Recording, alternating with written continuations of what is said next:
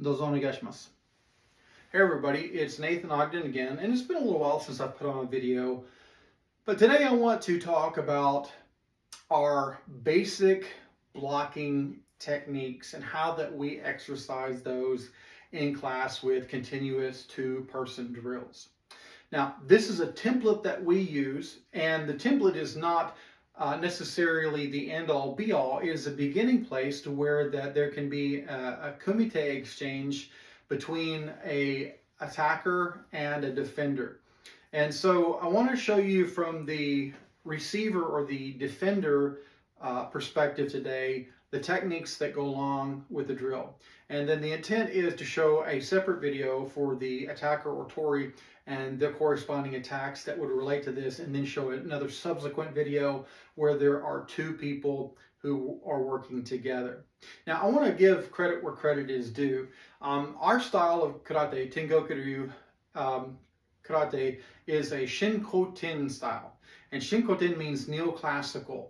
And neoclassical karate is a term that I coined some time ago that refers to trying to go back and revitalize the original intent of the pioneers of karate. In other words, how did they look at karate? How did they formalize their training? And what was their intent in what they did? And so Shinkoten, being neoclassical, is really heavily based on the concept of Bunbu Ryodo, which is to combine scholarly knowledge and the practice of martial arts. And so in doing that, this style is largely research-based. So what does that mean? It means that our curriculum is not necessarily set that follows any one particular tradition or that we're bound to a particular style. Now, there's absolutely nothing wrong with people who dedicate their life to training in a specific art or a specific style. But in our endeavor, we are looking to go back and to look at the original intent and the original practices of many of the early pioneers of karate, and how that they trained together before styles were established and things were codified. You had kind of this amalgamation of things coming together and people training together and learning from one another, and then that kind of funnels down into what we do. So to give you a little bit of information about our style, Tengoku-Ryu, the primary basis for our style is in Shorin-Ryu and some aspects of Goju-Ryu and Koru Chinari. So I want to be fair and to give a lot of credit to other styles, especially Koru Chinari, Hanshi Patrick McCarthy, where a lot of the content that we do has its genesis. Now, that doesn't mean that we do everything exactly the same way that Goju-Ryu does, or Shorin-Ryu, or even Koru Chinari. But these people have had an influence on me personally and on the development of our curriculum and our style. And so I always like to give credit.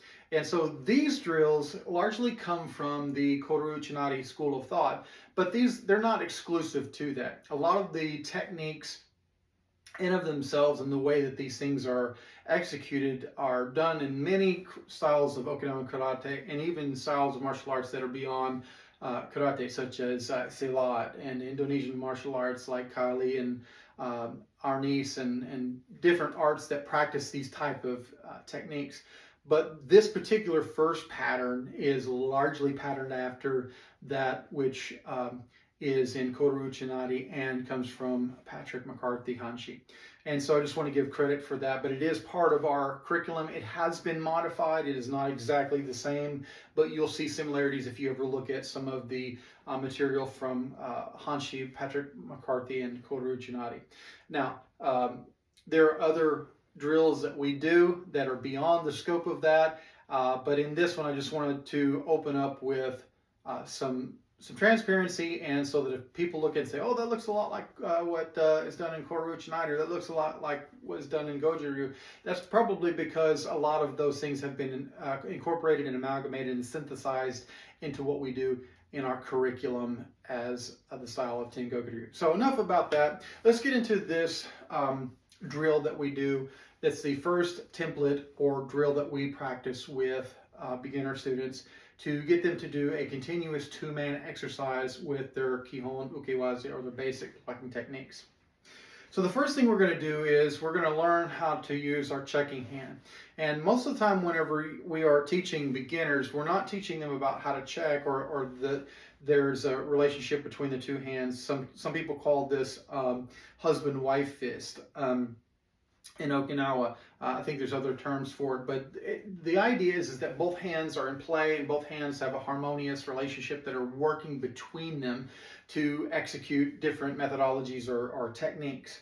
And so that's exactly what we're introducing in this drill as we start beginner students who have begun to grasp the basic execution of their blocks, and now we're going to do them in an immersive environment where they're not just throwing a block at empty air, but they're actually working with another person and actually making contact.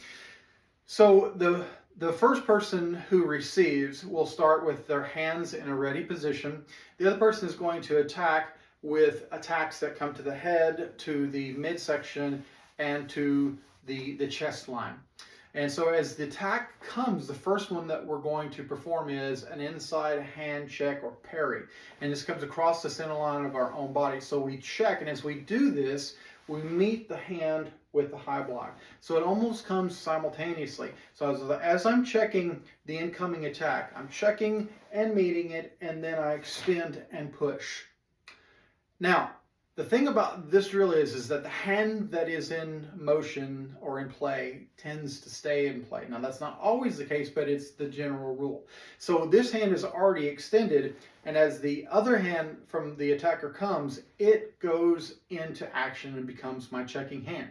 So it checks, and then immediately my other hand is coming across and then pushes up and performs the bridge or the block. Now, again, this hand is going to stay in motion, and now we're going to girambarai or low. So this is going to do what we call osayuki, or kind of like a pressing check or pressing block. So from here, I check, and as I do this, my hand comes down and it blocks out. And you'll notice in this drill, I'm blocking to the outside of my opponent, so my opponent's arm is going to be over here. This hand being in play already, it checks, and this hand comes across, and again, performs girambarai. Now we're going to the midsection. So the chest line punch is coming in. I'm checking to the midline, and as I do this, I'm impacting the arm. So it looks like this upon impact, 1 and then 2 in the fold. Now the other hand comes, same movement, 1 and 2, 1 and 2. Okay, and so this hand is an open hand check, but if you look at this, I'm showing this in relationship to how you would teach your beginners to do their block. Their hand starts here and here, like so, and then a lot of times what we teach our beginner students is as they execute this block, the hand actually starts to come to the middle, and then they come here, and then you see the execution, and then the more advanced version of that is here. So there's where we executed. Now the next one is mawashi uke. So this hand was in motion already. It comes to the center line to check again. Open hand, outside block or mawashi uke, just like so. And then this hand again, which is already in play, comes across as this hand comes to meet and circles around, like wax on, wax off, like Karate Kid. Now from here it changes just slightly, so we put a little bit more into the drill to make it interesting and to start introducing grappling concepts into karate, because our philosophy is that karate is not just striking, but it is grappling, it's seizing, it's trapping, it's bridging. All these different things that you see in a lot of different arts are all amalgamated into karate. So as we stop from this position, this hand as it's bridging around, it's going to come around and it's going to grab and hikite. And immediately we're going to do what we call crossbody or inside technique, inside block for a lot of people. And as we do this, we're going to step back with our right foot. So we've checked, we've done this hand as we're doing mawashi uke. This hand is coming and grabbing, we're stepping. And as we step, the crossbody block comes straight to the wrist, right to the bone. And from there, it's going to slide right up the arm, kind of peeling up the arm to go in behind the elbow for control. So the idea here is that as we've done this, we're hitting and then as we hit, sliding down the arm. From the side, it would look more like this. Because the way that we execute our inside block or cross-body block is not like a lot of styles. A lot of styles come here and then in. Now we do that in certain kata, but as a general rule, the movement is just like this. So when we practice this in application here, it's I've went here, then I'm choking and grabbing, stepping back, hitting, and then sliding. Now, the person who's attacking is going to reach across with their free hand and grab in this manner. So they're grabbing with their pinky side up.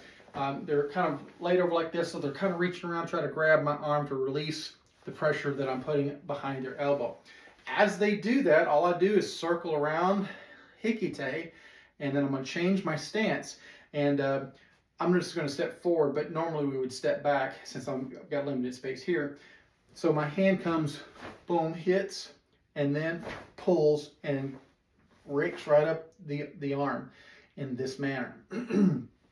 So now, from here, we're going to continue to do some grappling. From here, I've got the arm extended, so I'm going to just kind of turn this way into shikudachi and go for, and you'll notice my hands kind of resemble this position in kata, if you're familiar with that. But I'm grabbing here, and we're going to do outside wrist press. Okay, so if you've ever seen this technique, and I'm sure most of you have, where it's like an outside wrist press where somebody's trying to throw you in this manner, this is exactly what we're going to do. So we've got the arm extended. Now we're going to turn all the way around, change body, like we're doing an outside wrist press. The attacker pulls away. As he pulls away, the hand goes back. And so my hands are just kind of in a defensive position, and they reach across and grab this arm, straight across, mirror image. And they're going to grab in this fashion. So he's going to grab my wrist in this way. So he reaches across and he grabs. As he grabs, that hand is going to come to the center line to help break the strength of that grip. And as I trap it against my body, I'm going to perform kakeuke by hooking around and grabbing, seizing the arm, and then pulling it. And then on the opposite side, the attacker is going to do the exact same thing. They're going to reach across the same way, grabbing this hand. I'm going to do the exact same technique, again, pulling to my center line, my chest, to create a base and to be really strong, and then hooking around, kakeuke, here. Now, I'm holding this arm in my hand. The free arm is going to take a wide swing. As it swings, I'm going to duck under, and then I'm going to release. As I come up, my hands are in ready position. This person is going to punch to this side with a haymaker. As they do, this hand checks, and then I fold for shuto uke, or knife hand block. So 1, 2, and then they're going to do the exact same thing on the opposite side. I'm going to check, hand's going to come up and strike out. Now, the way that we perform shuto uke is a little different than other styles. Every methodology has its merits, but a lot of styles will come here, they'll start here, and then they will block more to a 45-degree angle or more in line with the shoulder, and that's perfectly fine. At times you'll see our shuto uke looks more like that, but as a general rule, our shuto uke, or knife hand block, travels in a straight line. And the reason for this is it's similar, more similar to Wing Chun and how they use their techniques that are in a straight line. So as we attack with this hand is checking, but then this hand is also coming up and creating a frame.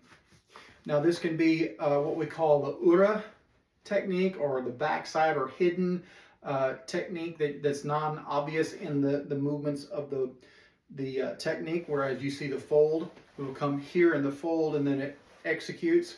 And so this is not always visible on the surface. So the check is here, but then this hand is coming up in this fashion, and it could be applied in this way. So say somebody comes in with a real hard, heavy elbow. Well, if I'm just like this and I'm trying to block that, a lot of times it will collapse that and it will come right in on top of me. So if it's something more solid like an elbow, it could be here. I'm creating this frame that's really, sunk down in here, sunk down here, where it's really good and strong. And then I'm checking, and then immediately straight line attack in this way. Same thing with if we were doing shuto from here and somebody throws the attack, we check, hit, overhook, and then strike again.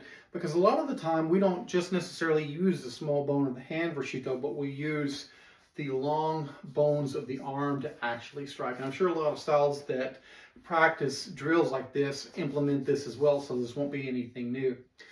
But these are the basic blocking techniques and kind of the bridging techniques that put together this drill in the first template that we do and we teach our students to start graduating from just doing blocks in empty air to working with a partner, and also starting to open their eyes to the idea that when you see what is called uke or blocking technique, it's not just that. The same body movements have different technical applications. There's different methods that are associated with the same mechanical or body movements. And that's the first thing that we're trying to instill as we do this. So I hope this helps you. If you're part of our class and you're watching this, who these videos are primarily made for is our students in our dojo. I hope that this helps you. But if you're not one of our students and you're watching this, feel free to drop a comment and ask a question. If I can help you implementing this into your own curriculum or helping you grow, I'll be glad to do that. Thank you so much for watching the video. I hope you'll share this. I hope that you'll give us a follow and you'll share some of your content with us. どうもありがとうございました。